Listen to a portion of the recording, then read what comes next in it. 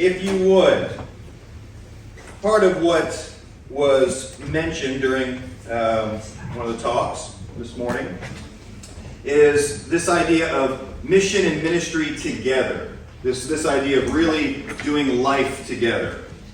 And if you will, this kind of culture of discipleship, using that language. Would you guys speak to, each one of you for just a few moments, on, in your churches, what have you done? What does that look like to really put that mission and ministry together? What have you done to have a culture of discipleship? Did you start with that? Is that clear enough? Okay. I think maybe 2 or 3 things. One, you've got to be willing to trust people to do things that maybe you can do better, but you got to be willing to trust them and to encourage them.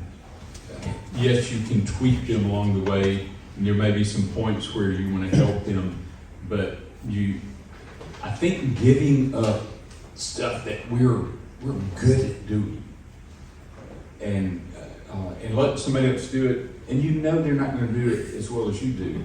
But if you do it all, you're not going to do what Garrett was showing us out of Ephesians 4, you're not going to really be equipping them to do the work of ministry. You're going to be doing it, and you're being Roman Catholic at that point. So I think one, being willing to give up. 2 is involving people with you. It's sort of like if you're planting a church in a unreached people area, you're going to model different things in the ministry. You're going to admonish, and you're going to instruct. You're going to give opportunity, and then finally you're just going to back off. Well, we have to do the same kind of thing. Give people opportunities for training. Invite people. I remember inviting guys to go on mission trips with me because I wanted them to get their feet wet, and I wanted to see where they were and see how they developed. And a guy that went with me, the first mission trip I ever went on is serving in the same country where we went.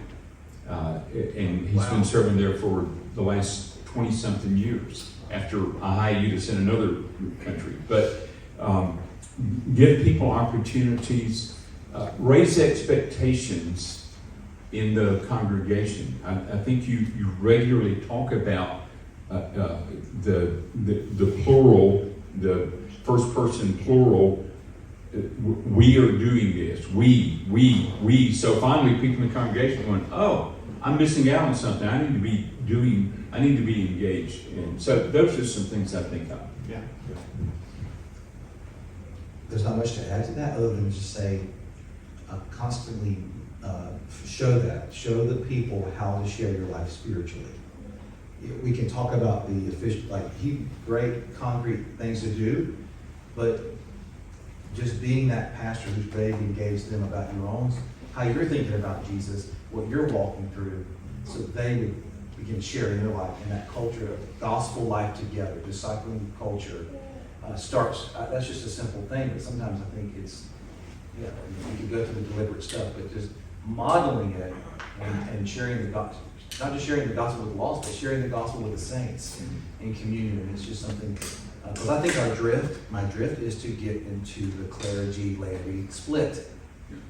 So I agree with that wholeheartedly, but also just, I need to talk to them about my soul too. They'll do that with each other.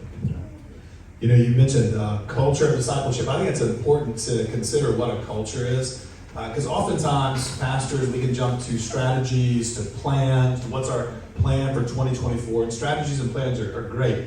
But I think culture is longer lasting, it's wider reaching, it's going to go deeper, but it takes longer to form and develop than a strategy or plan. Strategy or plan, you can announce it, and it may go well for 6 months to a year, but culture, it may not be as impressive on the front end, but as it grows, it's going to stand out, it's going to shape your people. And culture, right, simply put, what's normal amongst a group of people.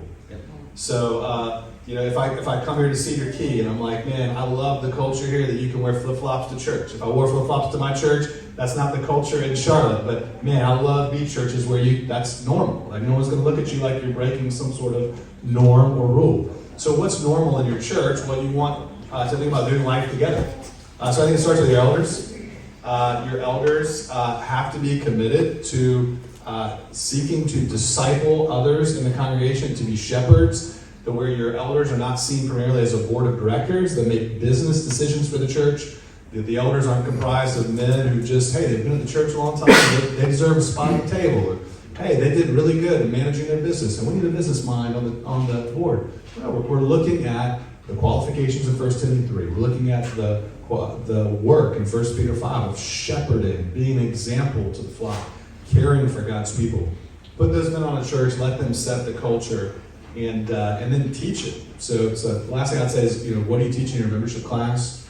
What's the expectations for members? We say often, because we're in a church or a city that has churches that of all varieties and sizes. And oftentimes people that think about moving to Charlotte, North Carolina, I'm going to find a church the same way I find a doctor and a barber and a place for my kids to go to school. I'm going to find a church. And we say, hey, the local church, think of it not as a club you join that comes with amenities, but as a family you join that comes with responsibilities. And trying to build that culture. And then the last thing I'll say, the pastor who preached my installation sermon, he said to one of our elders, write this down, and a year from now, ask Dave, what has he taught the church about the local church? And his point is, pastors may often neglect to teach the local church about the local church. And we assume those things, therefore we're not helping shape people's understanding and expectations. Yeah, thank you, brothers. I would definitely want to say, firstly, in emphasizing a discipleship culture in your church, is to preach it. And I know we may have assumed that, but I would just, one of the first things I had to do, and I would challenge you to do, are your people clear on your vision and passion and what the Bible teaches about discipleship? And so clarify that from your pulpit and then revisit it. I mean, if it's the big rock of Matthew 28, which it is, go and preach the gospel, baptizing them in the name of the Father, Son, and Holy Spirit, and teaching them to obey all that I've commanded you. This is what we must do. And then the second thing would be create the culture from your pulpit, and then how are we going to do that? And I would say to you, and I think many of you could probably identify with this, our tool for doing that was Sunday school. This is where life on life happened. This is where you got to know people more intimately, at least in theory, but it really wasn't happening. With all the things we tried to do, it still stayed surface, and you still didn't get into what Matthew 28 calls us to do, and doing life on life and teaching them to obey, holding people accountable, admonishing them, encouraging them, and so on and so forth. So let me just say briefly in how we have developed the culture of discipleship is we preached it, and then we modeled it pastorally. And what we did was we took from 2 Timothy 2, that which you have received from me, commit to faithful men, that they may be able to teach others. And then Titus 2, the older women teaching the younger women. And we just started with just a couple who could pilot it and say, this is what it would look like, as well as we can tell, to have biblical discipleship in the church. And then from there, after preaching it, modeling it, we then brought the congregation into it, just pastorally identifying older men in the faith, older women in the faith, and then getting them 2 or 3. And I can speak more to that later. Good. Thank you, brother. That's helpful. All right. Does that spur any thoughts or questions out here that you want to throw their way? Yeah, let's go. So a problem that I run into with a small minority of the church that I would really like your pastoral advice on for all of y'all is when you are training someone, as Bill you mentioned, to do something and they don't do it as well as you because of the performance mindset that people in the church have. I mean, I've actually been asked, how much subpar preaching are we supposed to listen to? And like, you want to tell them, hey, you if you heard the first 1,000 sermons I preached, they were all subpar. They still are subpar. But like, how do you get people to bear with the learning? Like you mentioned the mowing of the grass. I think one of y'all mentioned mowing the grass. Like, I had to get over it and watch my grass get massacred, but now I don't mow the grass anymore. Yeah. But there's people in the congregation that are not okay with watching it be subpar. How do you train the congregation to accept that the person being trained is going to stumble over their words, they're going to mess it up, they're going to make mistakes, but that's just part of our job as the body? Something I try to do, because we do have, you guys didn't preach, is just ask the church, develop that expectation in the church that we want to invest as a congregation, not just me, in brothers development, so giving them a heart to start praying for that guy. And like when, there was a young guy who filled in for me on Sunday, he was coming from another church, he's some reps, and I told the congregation Wednesday before he arrived, look, you need to find something in that sermon to encourage him about. This guy's starting out. It is hard starting out preaching. There's so many things you're trying to juggle you've never done before. You're making judgment calls. You're stuck in your own head. All those kinds of things. And I said, we need to encourage the mess out of this guy. Just conversations like that with the church family, and then praying for that publicly. That praying for churches that had sometimes you can pray something for your church while you're praying for another church, right? So that would be something that kind of helps change that kind of wrong attitude about that. I would, but sometimes that comes up, and that's that maturity stuff that we constantly equipping people through. And that's one thing I practically do. Yeah, I fully agree with that. And I would add, sometimes those folks may do a job better than we can. And we have to realize that. I agree with Garrett. You're setting an expectation with the whole congregation that this is part of our work in ministry. Yeah, some of these guys are gonna blow it on a sermon, but we're gonna speak into their lives. We're gonna try to help them. And if a guy will not be teachable and be willing to be corrected, then you don't let him get up and preach. And you let him know that we're expecting teachability. I had one guy as a pastoral intern, I may have talked about this last year, I can't remember, but he was getting ready to preach on a Sunday night, and I worked with him on his sermon. I said, you need to change this, and this, and here's why. I went through and explained it. He didn't change anything. I was pretty livid after it because it was bad. One of the other elders didn't know that I had talked with him ahead of time, and he corrected him on all those same points after the sermon. And I said, if you're not going to be willing to respond and listen, go ahead and pack your bags and go back to where you were. And he thanked me later for doing that. He was not real happy at the moment. I had another guy that I kept trying to correct him. He was an older guy, and he left the church. And I didn't try to do it harshly, but he was missing the Christocentricity of really good texts. And I pointed out to him, I said, you left all this on the table and you didn't really give people the gospel. And I had done that a number of times, and he finally moved on and helped someone else. And sometime that happens. So behind the scenes, you're working to help. But from the congregation, you're encouraging them. We have a responsibility to see who God will raise up, because some of those guys have gone out and they've had wonderful ministries, and the congregation really mentored them in that. So a lot of it's communicating with the congregation, and to use the example, with your children, you give them responsibilities to do. I want you to vacuum the carpet,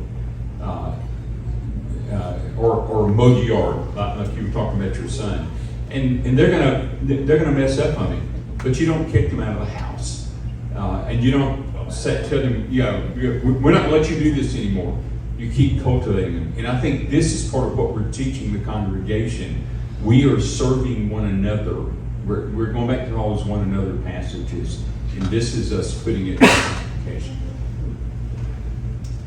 You guys want to add to that? Yeah, mine can be quick. I would just say one, and I certainly don't think this of you, Daniel, or won't imply it anyway, but that we do have to be careful that we aren't putting someone too often in the pulpit who's not ready for that amount of preaching to the congregation. I'm just saying, I think there is a scenario where we need to be discerning there. So I think there can be a case where you just got a little unbalanced in training a guy.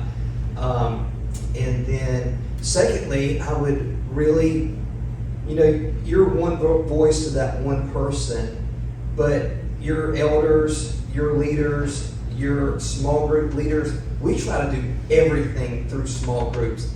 And so in the next small group meeting or communication, we're going to say, hey, will you communicate to your small groups, man, this is our view and vision of how we're training up pastors and leaders. And it just permeates the church pretty quickly. Yeah, I think if you have different settings, I think, we try to start a guy off teaching, we call it equipping hour, adult Sunday school. How does he do there? There's always evaluation. So we do our service evaluation Monday afternoon, 2 o'clock. And if they're able to come, they come. If not, we email them what went well, how can it be improved? Because, experience without evaluation is not going to lead to growth, right? So if they're not getting hung up on some of those classes, we might just stay there. So by the time they get to a Sunday morning, they've got a basic level of competency where I think it's a good balance and it's going to benefit God's people. There may be some rough edges. The other thing I'd say is we had one guy go from turning me down to lead a Sunday morning service very early on to now if he preached more, he'd already be a better preacher than me. The brother's just developed a ton. And our congregation's seeing that. It just helped them catch a vision for this. I'm going to piggyback on that and just kind of asking you guys if you think, could it be possible if in your membership process, you're explaining we're a church that's doing this. So that way on the front door, people are coming in and going, this is what we're about. And maybe that would help some. And then I guess the second part to that would be if we go to our individual members and ask them, what are you doing, to help us prepare leaders? Like giving them, not just to kind of, I think, like you said, from the pulpit, right? We want to be modeling it, but then we're also putting that weight on their shoulders and saying, how are you? Like we have Jacob here, wherever he is. He's in the back. There he is. And so I would want to go to them and say, how are you helping prepare Jacob? And really getting the buy-in. Maybe I don't know. Would those things be helpful to do? Yeah, one of the things that I did from the pulpit every Sunday was pray for someone that we had sent out. So they may have been on the international mission field, they may have planted a church, they may be an elder in a church, they may be doing revitalization. But I'm praying specifically for someone that had come through the ranks at our church. And that way the congregation going, oh yeah, I remember them. And so that's making that kind of connection. Now, you may have to get to that point where you've got some folks that you're doing, but pray for some of those that you're investing in generally. And do that regularly so the congregation sees this is not just about us. This is about others that are ministering and we're having a little bit of impact in their life. And I think that elevates the vision. And I've seen members of the congregation where our pastor really get excited about some of the guys that we sent out. They were asking questions, how things going with so-and-so and all that. You were praying for them today. Tell me what's going on. Anything like that, any kind of communication, that elevates the thinking of the congregation to see there's a real purpose and an intense biblical strategy. Do you guys give updates as well, like as they've gone out, just continually updating on them? Yeah, definitely. I'd also say, like, spiritually mature people will find something to be encouraged by on what takes place. So if it's someone that's giving the feedback that maybe it says more about them and their maturity, I just wouldn't let that dictate decision making. Yeah. Good. Garrett said it in the first message, you know, it's always about equipping the saints for the work of the ministry, and I'm gonna say this because this is just what we heart all the time, but we do say it from the pulpit, we do pray for those who have been sent out, or who are a church plant that we're partnered with, or a missionary that was sent out, but we give them 2-hour small groups. They're doing the work of the ministry.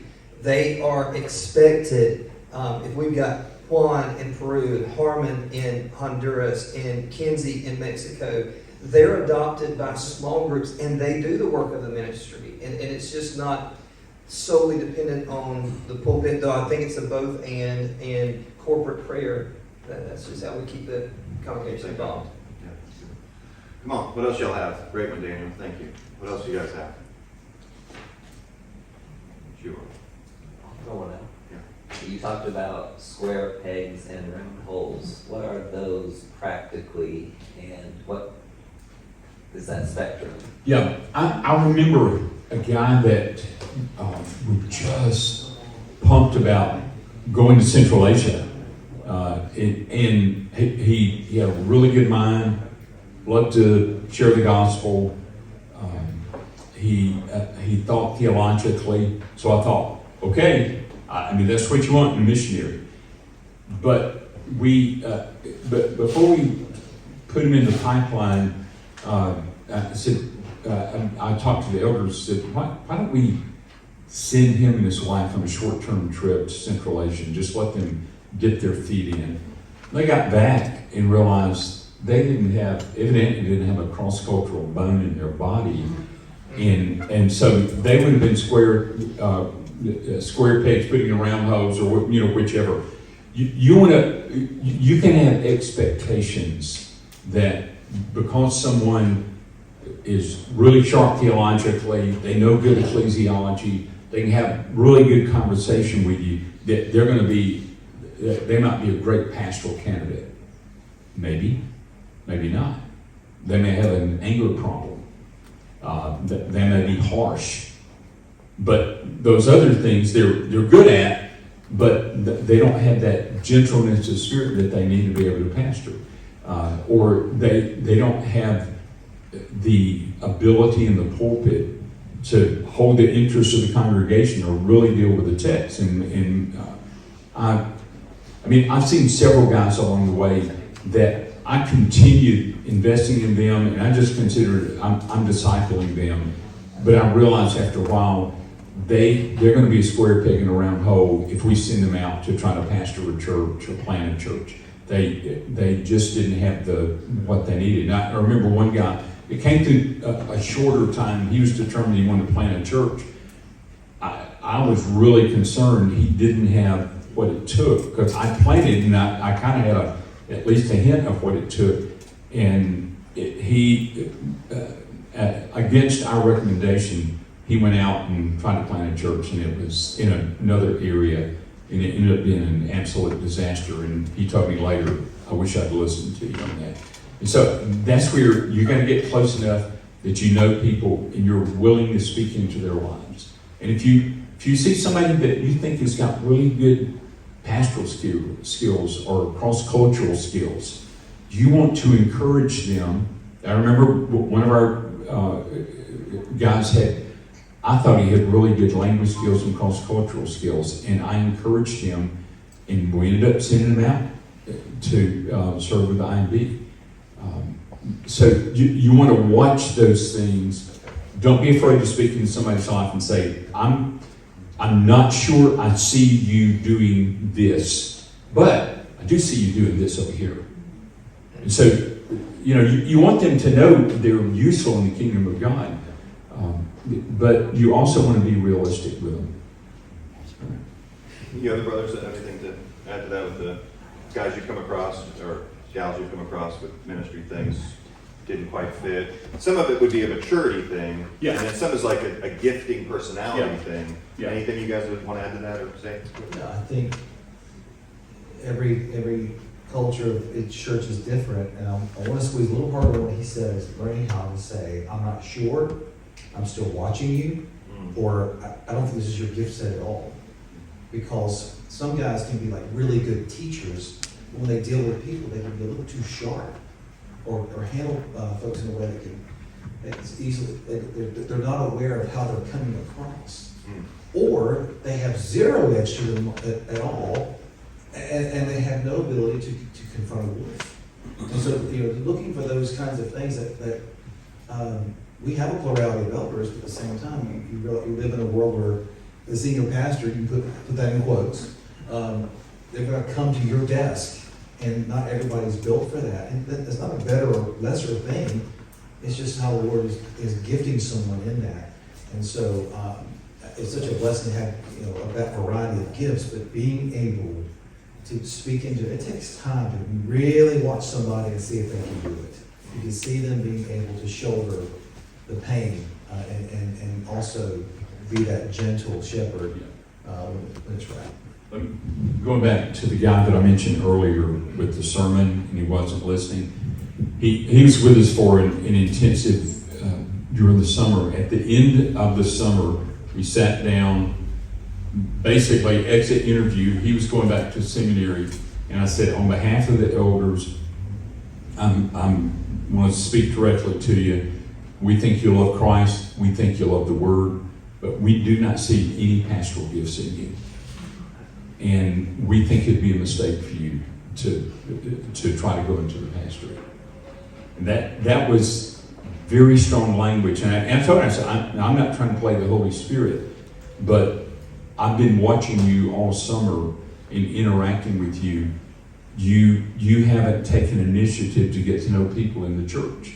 You haven't done anything on your own. You've been satisfied to stay on the phone and talk to your girlfriend, or just sit around and read a book, and you haven't really participated, and that doesn't bode well for going out into a local church. We don't need to plague churches. We need to help other churches, and that would have been plaguing church, and it would have been wrong for him. He would have gotten chewed up and spit out within probably 4 or 5 months, and then he would have gotten a bad taste in his mouth about the church in general. And I don't know about you guys, but I've been in a small church, and I've taken these things by myself. So I see the guy, I'm meeting with the guy, and you get in trouble that way because you make the decision and it's questioned because you're just one person. Man, God called me to this, right? That's the argument. It's subjective. But when you had 3 to 5 guys walk with you, and Phil, you certainly said on behalf of the elders. And I just remember, man, there was a time I didn't know that. And make sure you have guys going along with you in the process, because when you say 3, 4, 5 of us all see the same thing, there's security in that, and it's also a clear message to the brother. Anything there, Dave?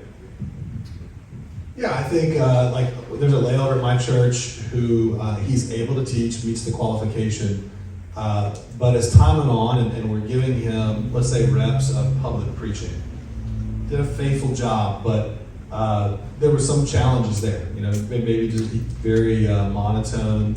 And I remember, giving him the evaluation. Hey man, here's what went well. Here's how you can improve. Hey, when I hear you talk about politics, you're innovative. But then when you're preaching, it's kind of monotone. I want to see some animation with preaching. And he just never got there. And he's an older brother than me, probably 20 years older than me. And so as time went on, I'd ask the question: is this a development and growth issue, or is it's nothing wrong? It's just this is his strength set, and here's what he's not as good at. And he's actually a better teacher in a small group setting and in a one-to-one setting. He gets breakfast with guys, probably 5 mornings a week. He gets breakfast with people, and so he's able to teach. But hey, let's put him in a position where he best serves the church. Especially in our church, there are other elders that will do a better job publicly preaching. So let's not force them into that place if we determine this isn't just a development issue. So that would be that, force them into the wrong thing. Yeah. But The question is, taking a step back, how do we start identifying those people in our church that we see them as possibly filling certain role, and also what will be one of the first steps that we'll take with that candidate? We'll start do we just start giving small tasks, or just let them just be like regular members and see how they evolve over time on their commitment to church. Go for it, you do all of that, I'll tag on. Yeah, and I'm going to get into this a little bit in the next talk, but just, you may have heard the acrostic: faithful, available, teachable, looking, kind of always looking around the congregation. So, who's present in what we're doing? Who's sticking around after the service, coming early? Who's serving? Who's having encouraging conversations with others around them? Who are we hearing? Like, if I meet with someone, I'm like, hey, who are you connected to, or who's been encouraging to you at church? And if I keep hearing a name come up, I'm like, oh man, this brother's encouraging a lot of people. And that's going to have that individual on my radar. Go get some time with him, try to invest with him, in him, see how he responds to content. I'll mention later, there's one book, I'm not going to spoil it, but one book I give away to guys, and I'll just say, hey, read this, and shoot me a text when you read it. We'll grab a cup of coffee or lunch and we'll discuss it. And I'd say probably half the guys I never hear back from. And that's okay.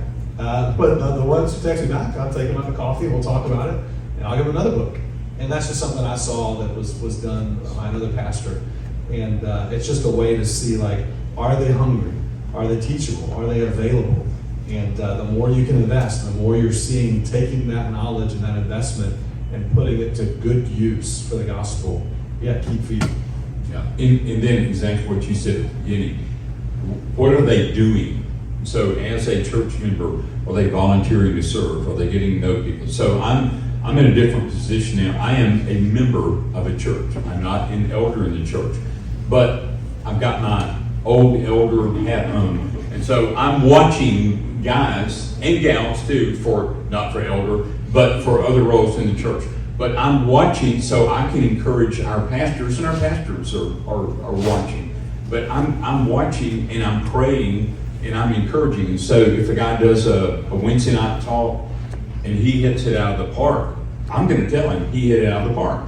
If a guy, like one of them, let's just say he didn't even get a good bunt in, then, it was barely a bunt. I just try to encourage him where I can encourage him. But he would not be one that I would recommend to the pastors, pursue this guy. But I'm seeing others as a church member, and I'm watching who are those people that reach out to me as the oldest male in the church. And one of we've been members for a year now, but fairly new in the church, who takes time to talk to older people in the church. And so, I'm watching and seeing that, and I was thrilled at our last members meeting. One of those young men I had my eye on, prayed for, got recommended as a deacon. And yes, that's it. Good. And so I was thrilled. Jason or Jerry, you guys, anything to add to that? What another thing that you guys have seen, just with going off of that question, what about guys who come to you and they're asking about members? Like, they're asking how their people are doing spiritually. Do you ever have guys that come to you and they seem to be concerned for the flock? That in our experience here, that's kind of been, you kind of can tell God's working. They're constantly wondering, and maybe they're not quite there yet on going to that person, or they're a little timid. They feel like they have to go to you, and so redirecting. Yeah, why don't you follow up on that? Yeah, Is that, I think that's part of watching to see what are they doing. Are they looking for people they can invest in? Are they looking for opportunities to teach? Are they willing to volunteer to go do a Bible study at a nursing home? Are they willing to do things like that, and they're eager to do that? Those are the people that you look for, instead of somebody that's a proverbial not on the wall. Yeah, So, yeah, it's good. Yeah, Mr. Furlan? One comment on this and a question. So when we talk about discipling, we have to, I think, it's important that we remember to look at it. We don't all take in stuff to say. So I hear a lot, and since I come here, a lot of discipling is handing the book first instead of building a relationship with. So making sure that we bridge that gap of making sure we're putting time, even though we don't have time, but we need to invest time into people instead of it being a book. I'm not saying the book ain't good, because books are good for learning. investment of time is with the relationships. And the key thing that I've found from being an elder here, if you want a congregation to move forward, is they have to trust the elders to be able to move us forward. And one of the things that we was trying to figure out, well, how do, instead of everybody going to Billy, we have, at that time, we had 5 elders here, and the rest of us are like, come on, we're trying to encourage, but everybody wants the main speaking. But cultivating that trust factor into the other elders also, the lay elders, so to speak, with that.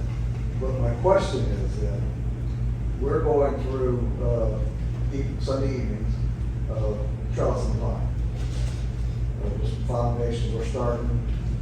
So balancing, how do we balance the giftings that God has given the people in our small congregation to the ministries that's going to overflow? Do we strictly wait to see what the giftings are and then build the ministries off of that? That we try to support with the trellis? Or do we go in and say, this is the ministry that we're going to start first? You see what I'm saying? Because that book is really... Well, you've got vine work and trellises. So vine work are those main biblical declarations for the church. Worship, disciple making, anything that has to do with maturing, mission. We probably add a couple more, but those are the main things. So we look and think, okay, what we need to do better vine work, better teaching ministry, more effective in our worship. How can people get involved? I think that's part of where we have to experiment with different folks as we've watched them and we've seen their level of faithfulness in a particular area, and we see, is this a round peg going in a round hole? And sometimes you don't know until you try to stick it in. And then, I've had to tell guys before, I don't think this is a good fit for you. But I really think just watching you can be more effective over in this area. Be willing to do that. In a smaller congregation, there's not as many people to go around, and sometimes things are not going to be maybe quite what you expected. Then do the best you can to the glory of God. Give praise to the Lord. Recognize this is what the Lord has given your church. Here are the gifts. He has given every church the gifts that we need at that moment. I firmly believe that. That's that sovereign work of the Lord. You may not need 25 other gifts over here. You need those gifts that are there. And so I would build it more in seeing what's the vine work and then what are the gifts God has given in the church, and then plug those in. I don't know that I have the perfect answer for your setting or your question. I just want to answer what we do. And so, we have the traditional Sunday school, anywhere from 8 to 20 probably in those classes. And that's where we do every member ministry. Which category would that fall under in the trellis and the vine? I think you could look at that as being discipling, and look at that as being member care. Member care, yeah. And so these people, it's expected in Sunday school that they have fellowships. This is where you move in your concentric circles from congregation into, this is where we get to know each other. This is where we do the one another ministry. And then discipleship, as we define it, comes out of that. That's where you get the older with the 2 or 3. And that's where it's not just the book, but it's a curriculum, because our goal in discipleship is making disciples who make disciples. And so we're discipling with a means to, you've got to be able to disciple someone else at the end of this. And so we've got the category where time is being spent, relationships are being built, and member care is taking place. But we also have another category where this is specific discipleship with the end that you're going to take someone else through this when you end. So maybe that's just a way that you could answer both of them. Yeah, I was just gonna say, it's something to just do a few things well when you're a smaller church, I understand that. And I'm so glad we focused on doing a few things well.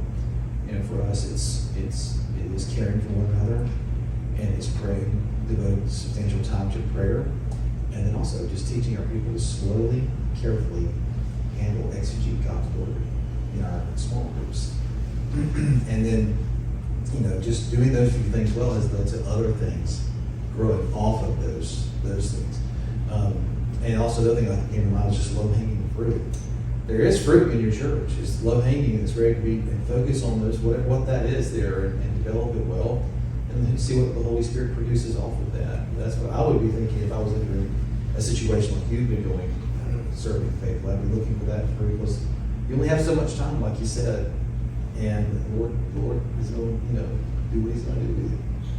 Dave, what do you think of that? Yeah, I think, the call to make disciples is what we're called to do. We're called to make disciples. It's very general.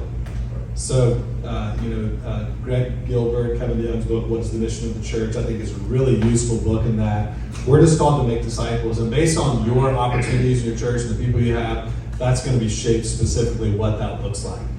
I think the challenge of the pastor is that there may be individuals who they really want the church to be about this because they're passionate about it. And the categories we use at our church are, for our elder board, is what we own, what we support, and what we bless. And because oftentimes people want you to own everything, and you should not own everything. You can't, and you should not. So having things we own, support, and bless is useful for us because, hey, part of making disciples in our church, we own our equipping hour. We have 13-week seminars, and those are meant to be able to equip our members in things like systematic theology. We just finished a missions course and a spiritual disciplines course. We own that as an elder board. We're overseeing it. We're putting church resources towards it. Some members wanted to start a food pantry. We had to discuss what we were going to do with that. We decided to put that in the category of support. We were going to support it. You can use the fellowship hall. We're going to have a closet in there with food. We will circulate in the email the needs you have for people to donate food and solicit volunteers. But these members, you're going to run this. This isn't going to be something that the elders are owning, that the whole church is contributing to. And please don't condemn people if they don't come to it. Don't make people think that if you really care about the poor, you'll be here on Saturday morning serving the food pantry. People have different ministry opportunities, so let's not expect every member to be at these things.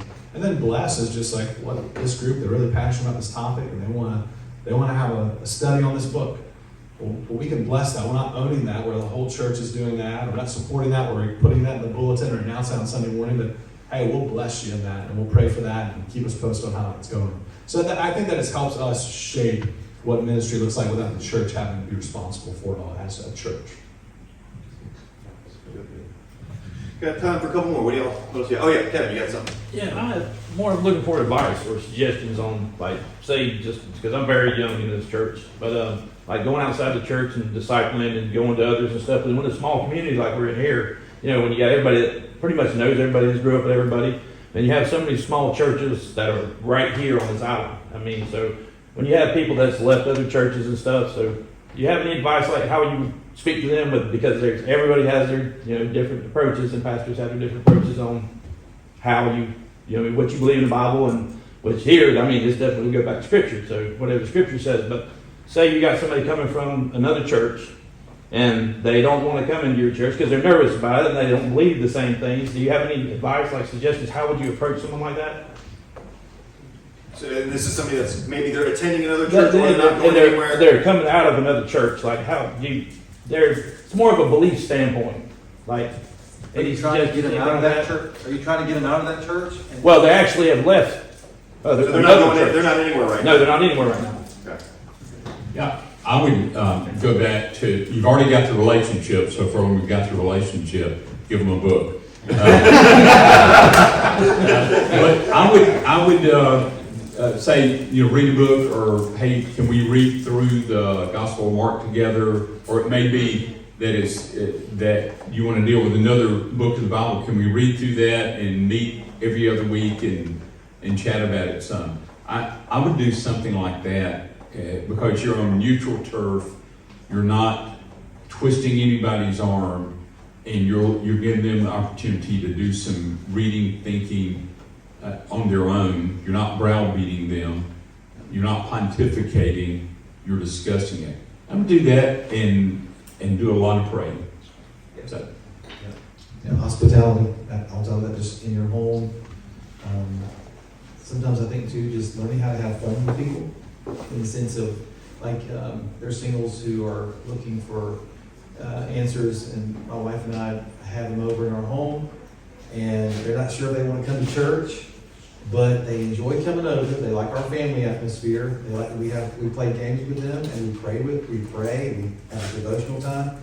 But I just assume that either something will come from it there, or the Lord will use it some other way, where if they could end up landing in a church somewhere. But we just hospitality and showing them the beauty of a Christian home, where the Lord is reigning in that house, does a lot of good for people's lives as well. Yeah, with that hospitality, I think there's ways to connect them to other members of this church, to bring them into your home while you invite some other members over, and as they see how you relate with members of your church and the conversations you're having, and maybe even discussions come about the sermon series you're going through as a church, that may make them more interested in coming. I think the end goal, I'm in a city with a ton of gospel preaching churches. We'll have differences, not differences that are going to make us in totally different galaxies, but they're important differences. And so our goal is we have a lot of people moving to our city. If you're a Christian, we want you to be in a gospel preaching church where you can plug yourself in and grow as a Christian. And that may not be our church, and we can rejoice if it's another gospel preaching church, and that other church might just be a better fit for you. Yeah, it's helpful. Anything else? Other questions? Ms. Joni, go ahead. I'm gonna get in trouble. Well, what do you know? It's another week here at First Baptist. You're in trouble.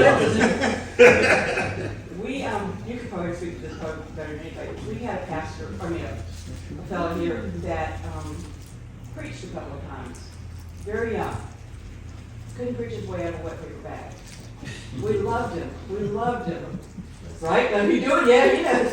But he couldn't. But we thanked him for doing that, because we didn't stand up and do it, Then we had another gentleman that was here that knows this book upside down, backwards, and sideways. Preached a Easter service, and at lunch, when we all went to lunch, I didn't say it first, but somebody said, "What did he just say?" Because he quoted 15 or 20 different verses in here, so the whole time we're trying to listen to him, we're trying to, find our way in it, and it was just cringeworthy. But in a small group, he was great, because you could talk to him and you could ask him questions. But how do you figure that out?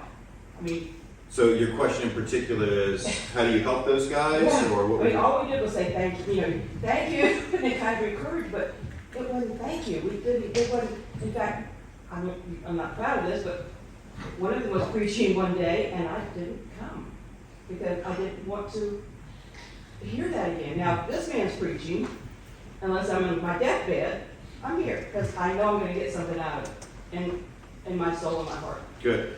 That is a very honest question. And a lot of your members and fellow church people are thinking that. So, you guys have freedom. Joni is a blessing, and she can take anything you're going to say to her. So how would you really counsel her in these scenarios? sometimes you don't know if somebody can preach his way out of a wet paper bag until he's preached a couple of times. Right. So I think you look to encourage him in some other areas. Maybe he's great at personal work or whatever. The other guy that knew the scripture well, but didn't know homiletics, so he didn't know how to structure the sermon. I think there's a lot of help for that if the guy's showing some giftedness. We had a pastor when I was growing up that had memorized massive portions of scripture, and I remember my dad's a funeral director, so I remember going with him to help with funerals, and this guy would preach funeral sermon, and he would just quote passage after passage after passage. Well, it's wonderful, but there was no structure to it. There was no theme. There was no thread. There was no arrow going to the heart. Well, I would give him the Archer and the Arrow book. There's one. There's so many really good books on preaching. Some of them are small. I would give him a book like that. Probably not you. Maybe try to talk Billy into doing that, and give him something like that and try to help him.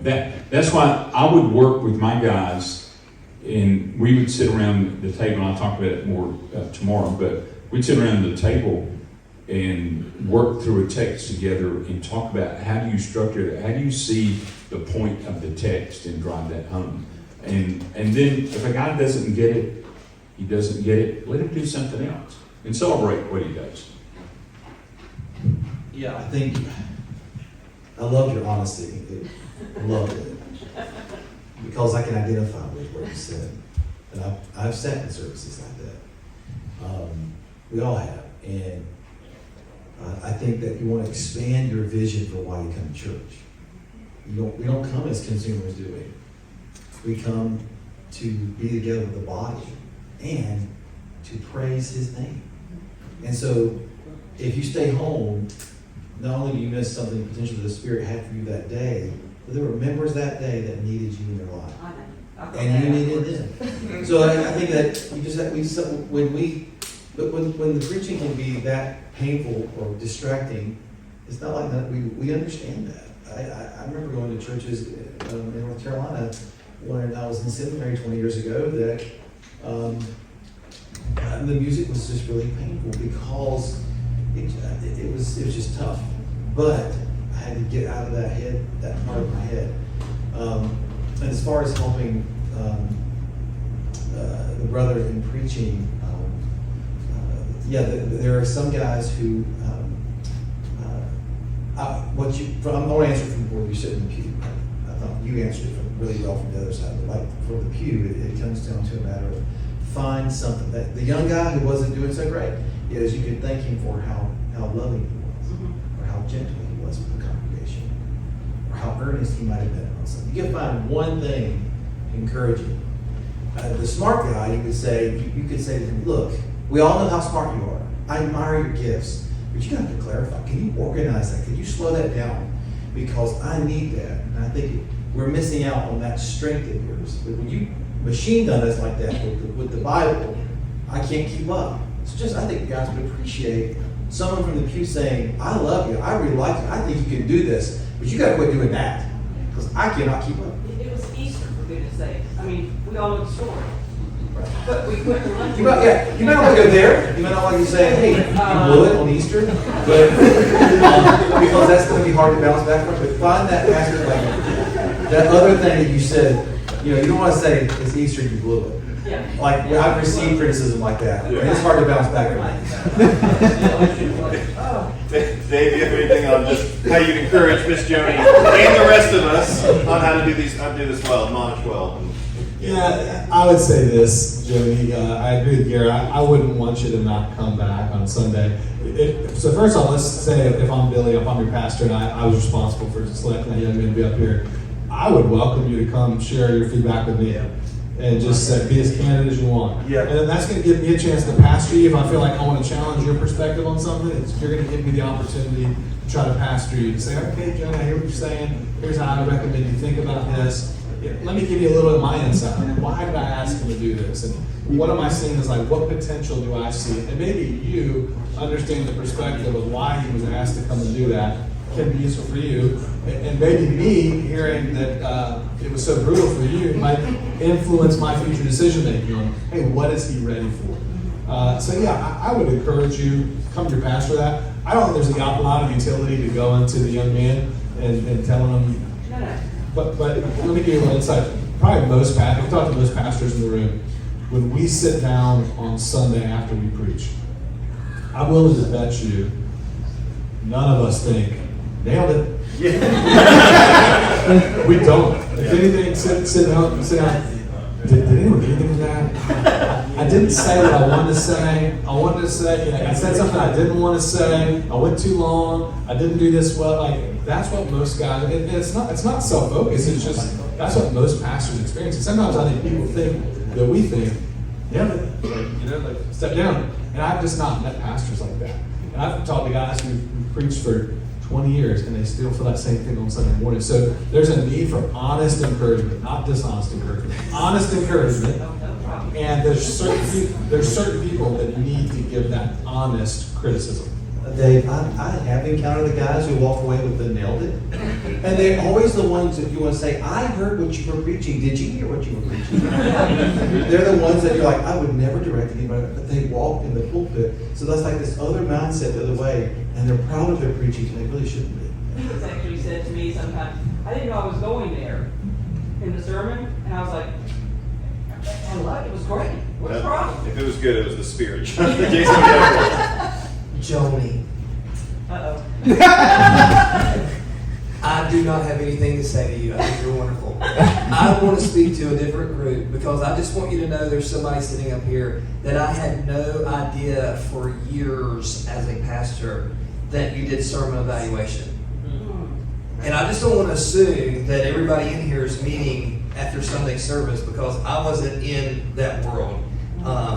Thanks to ministries like Nine Marks Ministries that modeled this for us, we've started doing that. So I just want to say, if you're not doing it, man, really just make it a priority. Leaving this conference, if you learned one thing, we're going to start doing sermon evaluation. And do it because you love the brother and you love your congregation, and ultimately for the glory of God. Yeah, that's very helpful. I think you would, if we lovingly went and took some of their advice and said those things, if 10 people went to him, if 10 of our members would have not had fear of man perhaps, or feared God more than him, or loved him enough to do it nicely, but if 10 people would go and say, I didn't understand, would you help me understand? I didn't get what you were saying, but hey, I didn't really get where you were at. Will you help me? If 10 people did that, guess what he's going to walk away and go with? I wasn't very clear. Another side, and since we love this, the whole point is to be vulnerable and open here. What you saw in those scenarios would also be, one, it's guys, we're trying to get reps. We're trying to see, well, who else can preach so Billy doesn't do it 52 times a year? Right? You're trying to do that, so they have to do it. So without a good culture of understanding, then we're going to go, oh, I'm not going to come. Right? Like that's us failing. I know you did. But that's us failing as leaders, and then in the church of having that culture of we want to have that, then we want to have, like you were saying, we want to have a good sermon feedback to help and grow in those ways. And then it would be a lack on my end of far as going to him, sitting with him, helping him, training him, all those things. And so what we're seeing is this is how we can make the mistakes in that and go, okay, how can we fix it? How can we grow? How can we get better? And that's really what the conference is for. So thank you for bringing up. Yeah, Ed. Just got a question. You guys talk about seminary. I don't know if how many of you guys went to seminary. But my question is, how many hours do you actually get to practice preaching in seminary? I was thinking, 4-year seminary, you would have lots of time to get out of there. You would think that, right? I mean, That's why the local church does the training. Amen. And I remember one guy we called on staff, I asked him, I said, hey, how often have you preached? Because when I started preaching when I was 16, so I preached a lot in high school and college, and then finally when I got in seminary, I preached less when I was in seminary and then started pastoring. But this guy, I think, had preached maybe 8 times. I said, 8 times? I thought, I preached more than that when I was in high school. I didn't tell him that, but I was thinking that's where his church failed.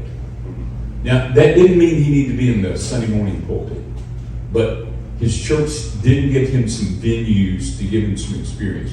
I think I preached 3 times, maybe 4 times, short sermons. It wouldn't let you do a really full-bodied sermon during seminary.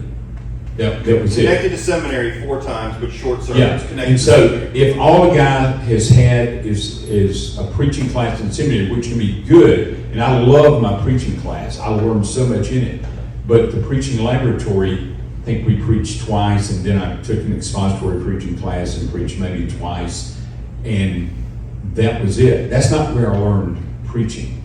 You learn it in the local church. And my home pastor did not, he gave me 2 opportunities during from the time I was 16 to 19. He gave me 2 opportunities. There was other pastors out in the community that gave me opportunities. And so that's why guys need that, or else they're going to graduate from seminary, go pastor a church, and they can't preach their way out of a paper bag, and they're going to get chewed up, spit out, and fired. So our guys that are in seminary, so we're 10 minutes from seminary. Our guys that are in seminary, yeah, it sometimes almost works against them initially in being effective preachers. Here's what I mean by that, is that they're learning from scholars all day, and they're hearing communication on a scholarly level, and then they come into the church and they preach on that, and it connects with very few people.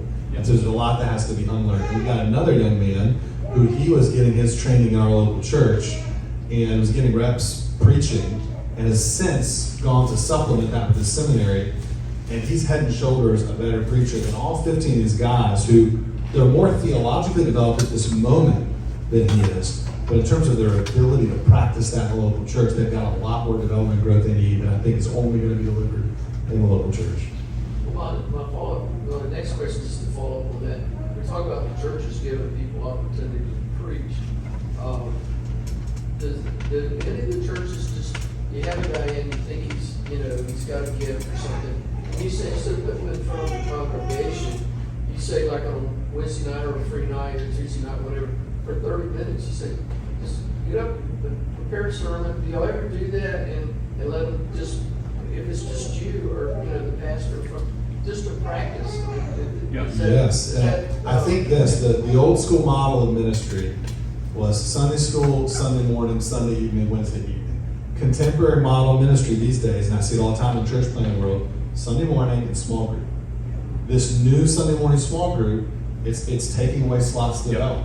Because small groups don't develop preachers and teachers.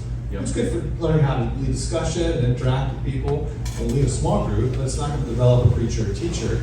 And then you've got the service where it's mainly the guy who's getting paid to preach is preaching. So when you have Sunday evening, Wednesday evening, and Sunday school, things like that, there's just more slots for leadership development. We turned our Sunday evening, I mean, it was after quite a few years, but we basically turned it into a time where all the guys that were on the bench were getting their reps in on Sunday evening. And for probably the last 10 years, 10 or 12 years, I rarely preach on Sunday evening. So we have to end on this. This is really good stuff, but we're going to have another second of vulnerability here, because with our church, this is another area, and I think it's just helpful for our time, is where we've been lacking. And why? Because I'll just teach everything. Some of that is intentional in the first year or two because we needed foundational stuff, because our theology or ecclesiology, everything was really in a bad spot. So I had to. But then what happens as well, and this is the danger, guys. This is the long-term versus the short-term game. It's pouring in for the kingdom or not. The danger is, well, people like to hear me teach, so if I teach on Wednesday, we're going to have more people come, and we might get some other people. And so I should keep teaching, because if somebody else does, then people aren't going to come. Oh, so I should also do Sunday night, I should do Sunday. And we've gotten into a habit as a church to where, because of the Lord's graciousness and giftedness here, I'm just going to teach and preach a lot. One, it'll burn me out. And two, it doesn't give reps to the guys that God's giving us to raise up, because people like to hear me more. And so I have to be willing to give that over. And see, you can't do that. You have to be going, yes, I want that. I want others to come because we believe the kingdom's more important. And this is very practical for us. And that's the other side, is it's just you want to hear from that guy. And it's like, you need to let somebody else do it for the kingdom. And you should teach that. And you do, the congregation, you do preach that. But we should be welcoming that. We should be, that's part of. It just takes a long time for us to get there, and that's a revitalization too. And so it takes time when we're getting there. So we have to stop there. You get a 10-minute break. It's got to be a little shorter, because when we come back, you are up, and you're going to give us more practical stuff on this, okay? Thank you guys very much. You got 10 minutes. Yeah.